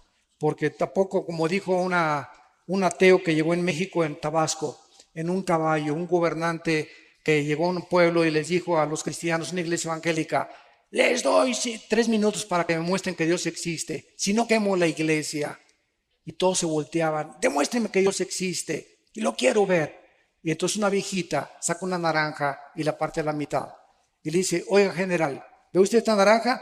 Claro que la veo, vieja tonta, pues no estoy ciego. Bueno, me la voy a exprimir. Y hace la viejita esto y se le exprime en la boca. Y le grita al general, ¿a qué sabe? Vieja tonta, lo tengo que probar. Y le contesta, pues así es Dios. Lo tiene usted que experimentar personalmente. Lo tiene usted que probar por usted mismo. Y no quemó la iglesia.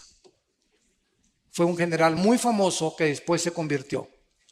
Gracias a Dios. 5 años después de eso se convirtió antes de morir. Le concedió la misericordia de poder salvarse. Y así es Dios, o sea, yo te puedo traer todas las evidencias que quieras, pero si tú no quieres creer, aunque se te aparezca alguien de los muertos, no vas a creer, porque así lo has decidido en tu corazón.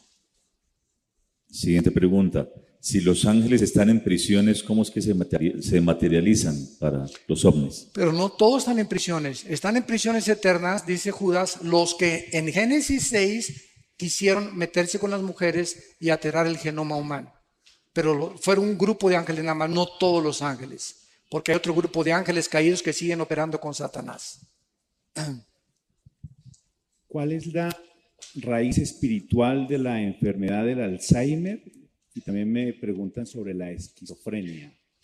Bueno, de Alzheimer no sé, ¿verdad? No soy médico especialista en eso, que le pregunten a un médico, ¿verdad? No sé realmente de dónde venga.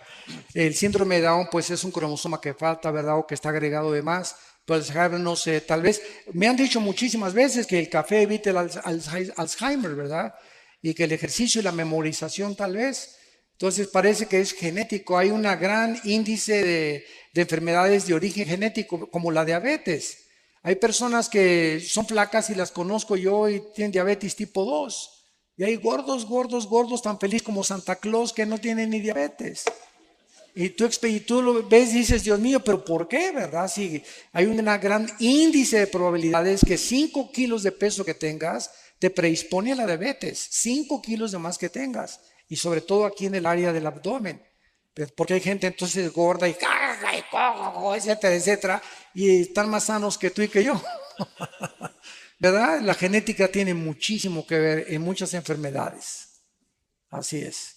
Doctor Alducin, usted dijo que Cuba es como una cárcel. ¿Qué opina que los diálogos de paz de Colombia se estén desarrollando desde Cuba? Ahí no me meto.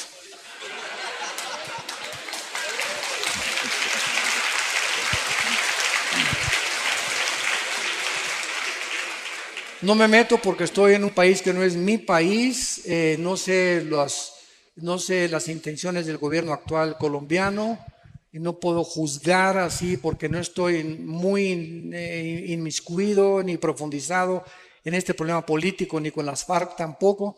Entonces, disculpen, no puedo opinar en algo que no tengo la suficiente información, ¿verdad?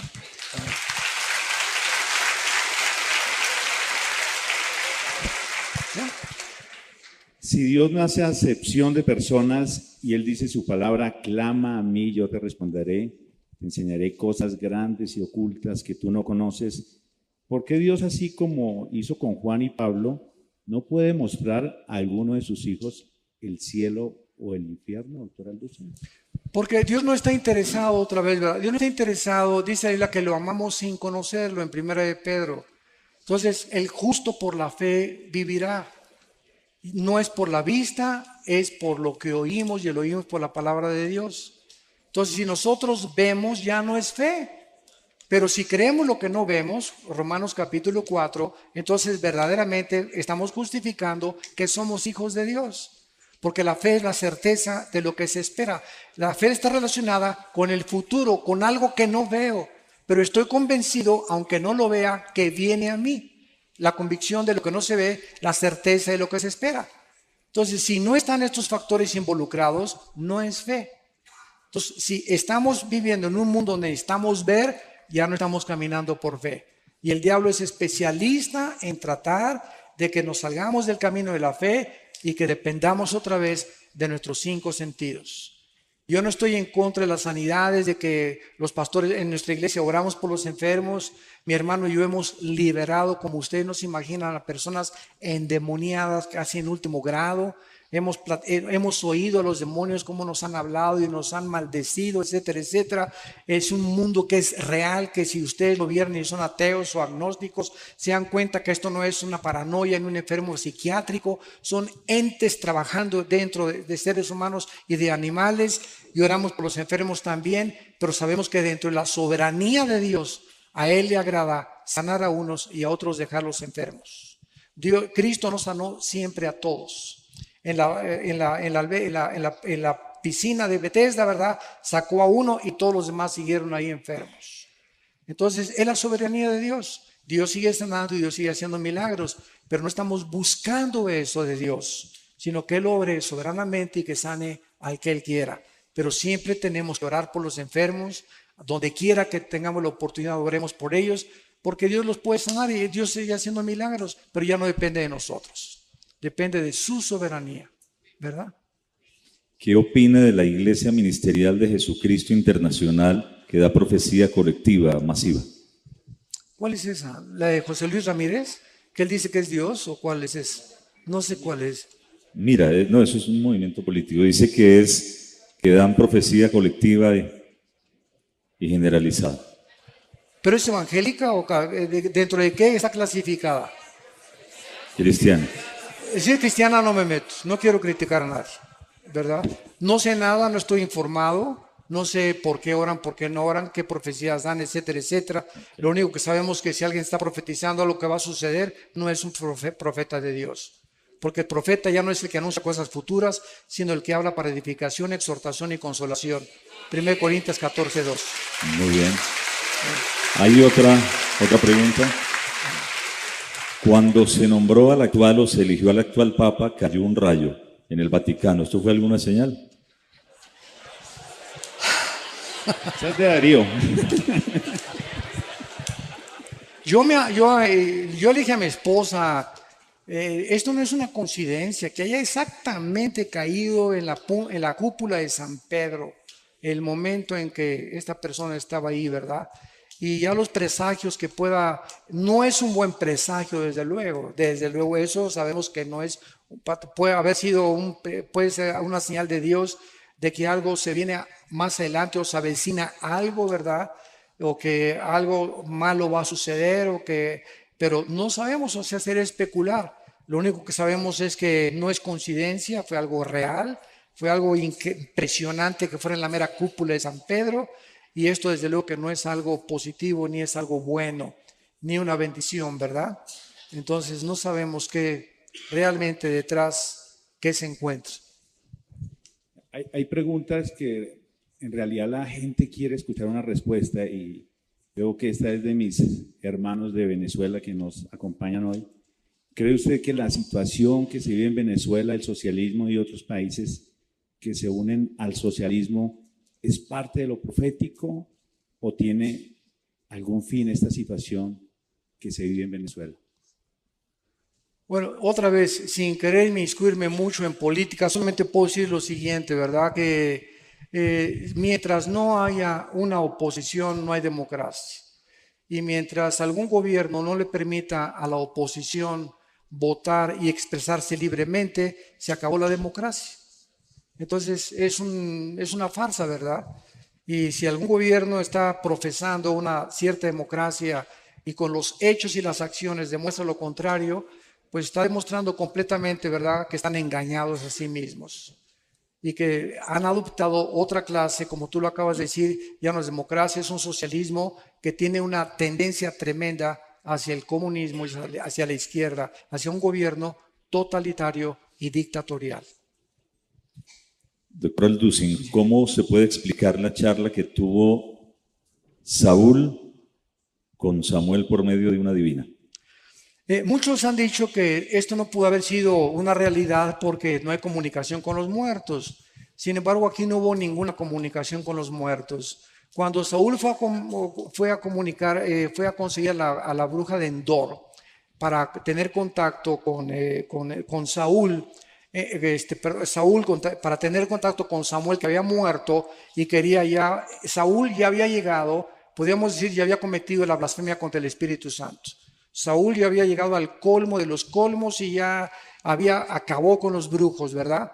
Entonces, cuando esta mujer invoca, dice la Biblia que cuando sale Samuel de entre los muertos del Sheol, ella se espanta. Y entonces ella dice, estoy viendo a dioses, y la palabra que se usa ahí es Elohim. Estoy viendo dioses porque es el plural de Dios. Y la profecía que le da Samuel a Saúl se cumplió y el diablo es un mentiroso. Entonces, todo lo que le dijo Samuel se cumplió al pie de la letra. Tus hijos van a morir, tú vas a morir, etcétera, etcétera. Y le dio la última advertencia de Dios. Entonces yo pienso que en la soberanía de Dios las excepciones no rompen las reglas. Y Dios lo permitió en su soberanía para poder castigar finalmente a Saúl eternamente con sus hijos. Menos Jonatán, ¿verdad? Porque Jonatán fue salvado. ¿Qué papel cumple el Vaticano en las profecías bíblicas? Uy, muchísimas. Ya nos da tiempo, ¿verdad? Pues lo único que sabemos, ¿verdad? Que con todo respeto, ¿verdad? Yo sé que hay muchos católicos que ya están aceptando a Cristo. La Biblia fue cerrada, así fue cerrada por el Vaticano en el año 375, cuando el emperador Constantino dice que se convierte y absorbe el cristianismo como religión oficial. Esto forma parte de la historia cristiana y lo podemos hablar. Y desde el año 375, escúchenme, hasta 1961 y 62, en el Segundo Concilio Vaticano, fue el Papa Juan XXIII, de los mejores papas que ha habido. Es el primero en que comenzó a leer la Biblia, porque se fue prohibida por más de 1800 años. Prohibida, que nadie la leyera, y la escondían del populus, de la población. Y Juan 23 abre la Biblia y comienza.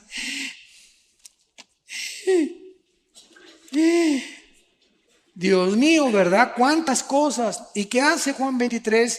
Comienza a ser iluminado en la soberanía de Dios, y Juan 23 comienza a quitar las imágenes, manda a quitar el latín de las misas y comienza a permitir que el pueblo lea la Biblia sin el imprimatur ni la autorización de un cardenal o de un obispo. Y desde la década de los 60 a nuestros días hay millones de católicos que, leyendo la Biblia, han recibido a Cristo como su Salvador. Y nos los vamos a encontrar en el cielo. Y hay muchos evangélicos que no nos los vamos a encontrar en el cielo. Aunque se llamaran evangélicos, van a estar en el infierno calientito, ¿verdad? Porque estamos llenos de personas en las iglesias evangélicas, y no por ser evangélico eres cristiano. O porque tu papá es monja, tu tía es monja, porque tu papá es pastor, o porque tu tía es el cardenal de no sé dónde. Tienes que nacer de nuevo. Entonces, mientras tú no tengas una experiencia personal con el Hijo de Dios, tú no puedes estar seguro de tu salvación. Entonces, Dios es soberano. Ahora, claro que un católico que se convierte a Cristo tiene al Espíritu Santo y no tarda en salirse, porque Dios no nos llamó a la idolatría. Y Roma es contraria a la salvación. El mensaje que predica Roma no es el mensaje de la salvación por la gracia, es la gracia más los sacramentos, la gracia más las buenas obras. Y Roma se sigue considerando la madre de la iglesia, y fuera de Roma no hay salvación. Así que bueno, ¿verdad? Hay muchas profecías acerca del Vaticano y de la corrupción que han hecho con la palabra de Dios. Pero gracias a Dios por todos. Yo me encuentro con padres, que no les digo padres, les digo compadres, ¿verdad? En lugar de padres, sí, me siento más libre de decirles así: oye, compadre, no soy padre, no eres compadre, ven para acá, compadre. Y compartirles la palabra de Dios, ¿verdad? Una vez estuve en Guatemala, me llevaron a un convento, les cuento esto rápido, es muy bueno esto, porque me llevaron a un convento de monjitas, unos pastores, y era una madre linda, la madre superiora. Y entonces les dije, ¿qué hacen aquí encerradas, hermanas? Y se voltearon, ¿cómo que qué hacen aquí encerradas? Le digo, sí, ¿qué hacen encerradas? ¿No leen la Biblia? Sí, claro que sí, pastor. Pues dice Mateo 28, 19, 20, vayan y prediquen el Evangelio. ¿Qué hacen aquí encerradas? El diablo las ha engañado, que se queden encerradas, y si siguen encerradas, ¿cómo van a salvar las almas? Y se volteaban a ver, unas otras comenzaron a persinarse, a sacar sus estampitas. Y entonces la madre superiora me llamó a su oficina y me dijo: oiga, pastor, quiero hablar con usted. Oré con ella y recibió a Cristo. Dice, nunca lo habíamos considerado. Le dije, es la trampa más grande de los monasterios y los conventos. Dios no quiere que nos encerremos. Si nos encerramos, ¿cómo vamos a ganar las almas? Él dijo, vayan y prediquen el Evangelio a toda criatura. Y el diablo los encierra para contradecir las órdenes de Jesucristo. Y eso fue lo que les movió el tapete, para poder entender que estaban engañadas. Yo no sé cuántas dos más se han últimas preguntas, convertido, doctor ¿verdad? Alducin. Sí. Dice, ya las dos últimas, terminamos. Luego de la resurrección nos encontraremos con nuestra familia. ¿La reconoceremos? ¿Que si vamos a reconocer? No, que si nos encontraremos en el cielo con las familias y si las podremos reconocer. Bueno, cuando Cristo llama en Mateo 17 a Juan, Santiago y Jacobo para que se transfigurara enfrente de ellos, apareció junto a Cristo Elías y Moisés. ¿Se acuerdan de este pasaje? Y los apóstoles pues no había más Polaroid, no había fotografía, nadie había retratos de Elías ni de Moisés. Sin embargo, los apóstoles los reconocieron, Moisés y Elías. Y estaban los dos hablando con Jesucristo. Y estaban tan emocionados, ¿verdad?, que ya Pedro quería hacer un tabernáculo para quedarse a dormir ahí. Y pues ya quedarse ahí, ¿verdad? Entonces nosotros vemos que la pregunta es ¿cómo los pudieron reconocer no habiendo ningún registro de Moisés ni de Elías físicamente? Y la respuesta es que el conocimiento espiritual se llama intuitivo. Entonces, por ejemplo, cuando Pedro en el capítulo 5 de los Hechos llega a Ananías y Zafira, pregunta, ¿quién le dijo a Pedro que habían robado a Dios? ¿Quién le dijo? Pedro no tenía cámaras fotográficas, ni inspectores, ni satélites para estar inspeccionando la casa de todos los cristianos. Y al llegar a Ananías, dijo, ¿por qué vendiste esta heredad en tanto? ¿Por qué me vienes a engañar a mí? Estás engañando al Espíritu Santo. Y viene Zafira, la esposa, y caen muertos, y gran temor cubre a la iglesia. ¿Qué quiero decir yo? Que cuando vayamos al cielo, vamos a saber, ahí está Adán. Nunca, yo no sé ni cómo fue Adán, pero va a haber un conocimiento intuitivo, espiritual, que me va a decir, ahí ese es Pedro, ese es Adán, ahí está Moisés. Y ese conocimiento intuitivo lo estamos comenzando a experimentar ya aquí en esta tierra, como lo experimentó Pedro. Yo les digo una cosa muy sincera, sin ganas de gloriarme. Hay mucha gente a la que yo veo y siento en mi espíritu cómo son realmente en la realidad. Y siento, ¿verdad? Este es un hipócrita, lo que me está diciendo no es verdad, o esta persona oculta algo, o hay veces que veo personas con una mirada velada. O sea, yo le digo a mi esposa, ¿te acuerdas la pareja que conocimos hoy? Él oculta algo. Él no es como es, no es una persona sincera, tiene una vida doble. No sé qué sea, pero no es una persona transparente, porque la lámpara del cuerpo son los ojos. Es un conocimiento intuitivo que no se obtiene a través de leer ni de investigar, sino se siente en el espíritu. Y mientras más crecemos en el Señor, más sensibles nos volvemos al discernimiento de espíritus. Hermano pastor, ¿puede repetir el sonido de las trompetas? Se grabó, ¿eh? De cumpleaños. Por tu cumpleaños. No es broma, no es broma. Es muy bromista, y yo lo llamo y le digo apóstol y me dice ¿qué hubo, querubín? Apóstol de ¿Qué apóstoles. tanto? Exacto, que el tema de la apostolitis, así rápido. Yo no acabamos aquí ahorita con eso. No, un resumen. ¿Cuánto hay de tiempo? 2 minutos. ¿Sí?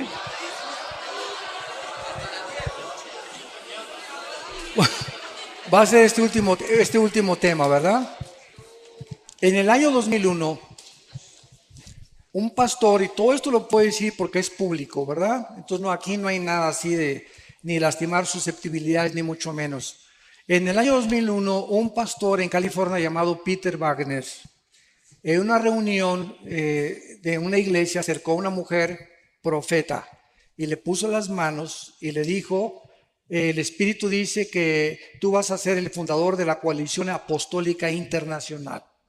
Entonces, este hombre, a las 2 semanas de que esta supuesta profetisa le haya dado este mensaje, comenzó a hacer inscripciones cobrando $250 para que se inscribieran todos los que querían ser profetas.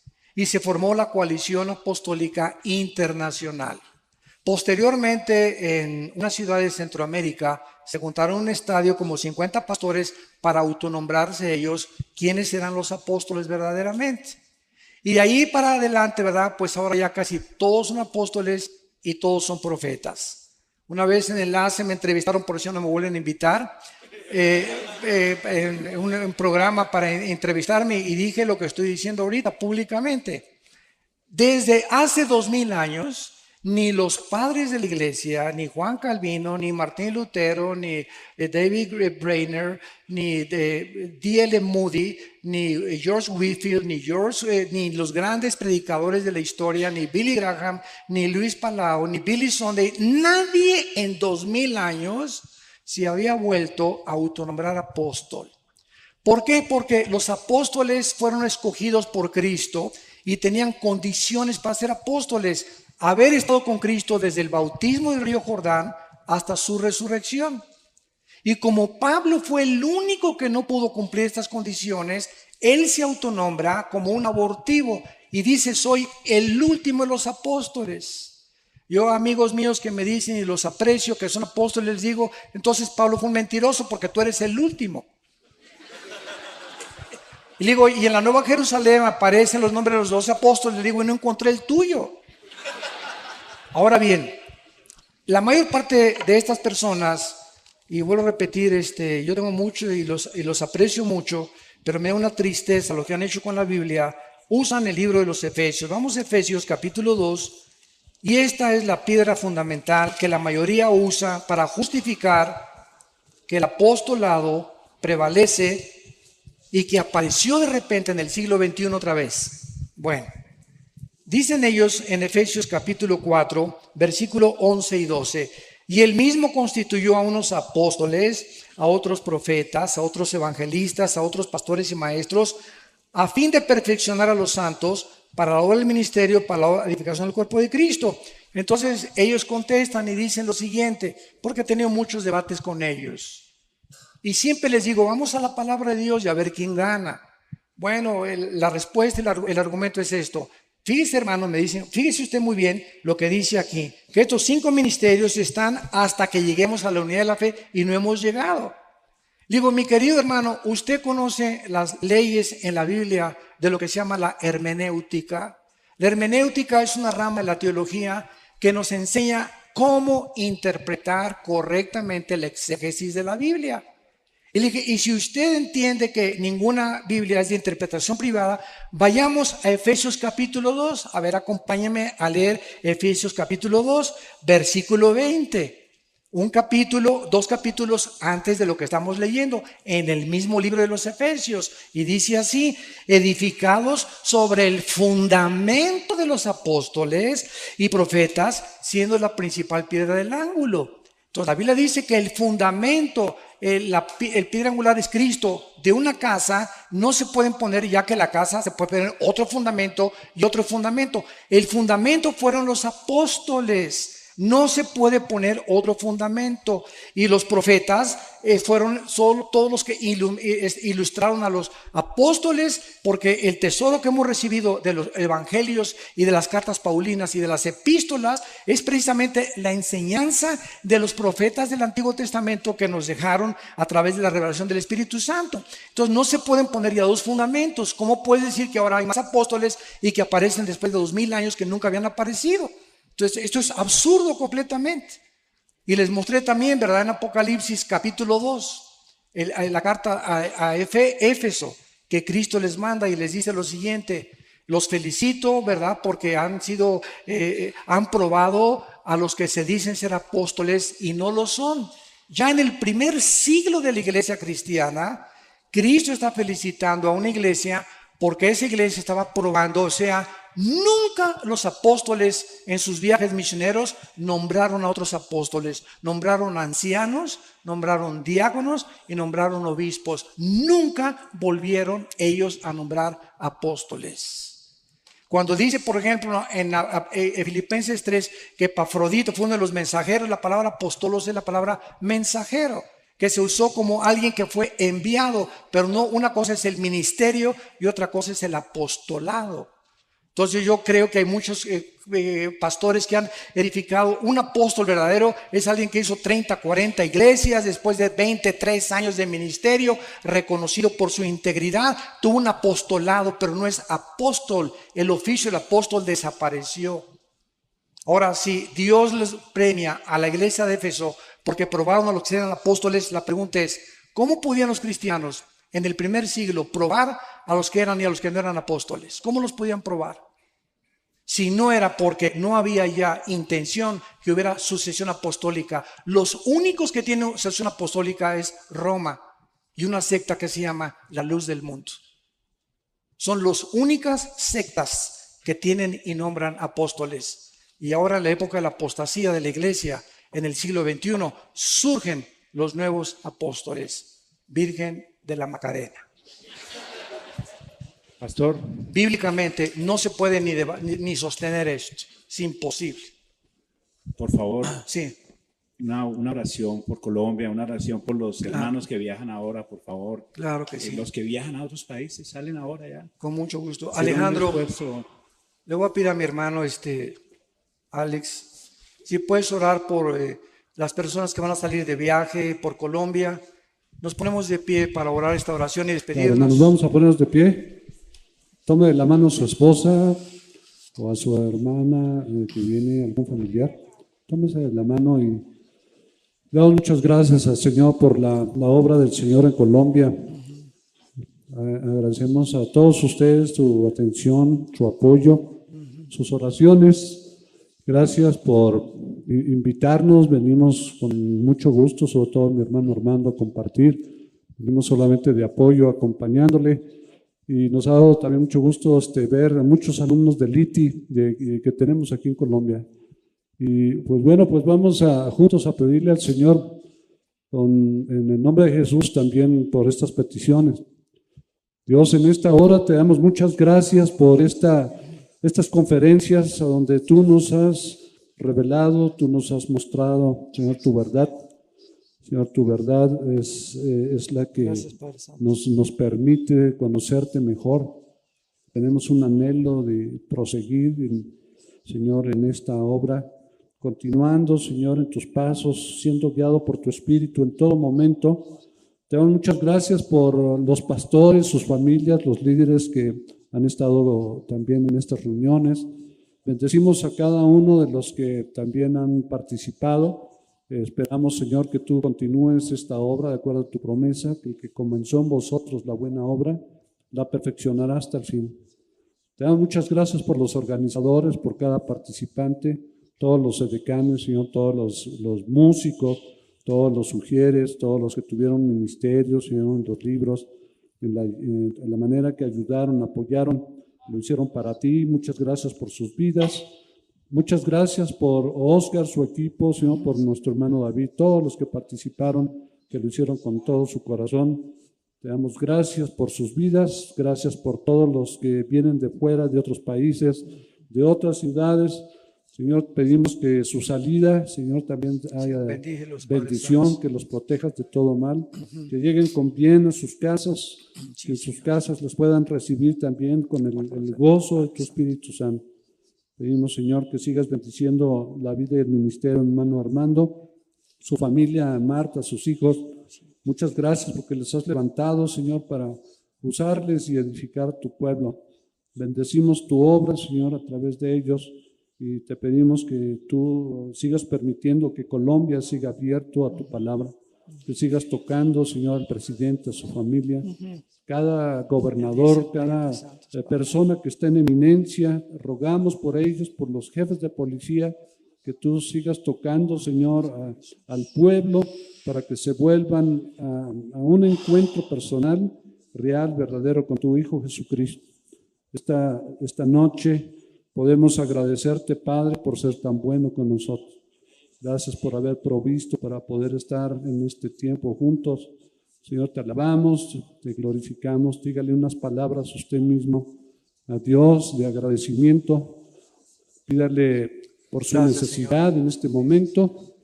Te pedimos por nuestra esposa, nuestros hijos, nuestra familia. Guárdanos en esta unión en ti, Señor. Te bendecimos y te glorificamos a ti, el único Dios verdadero, y a tu Hijo Jesucristo, al que tú enviaste para morir en la cruz por nosotros. Muchas gracias, te bendecimos. Señor, permítenos seguir teniendo más reuniones como estas en Colombia y en otras ciudades de este país hermoso. Bendice a Colombia con el poder de tu Espíritu.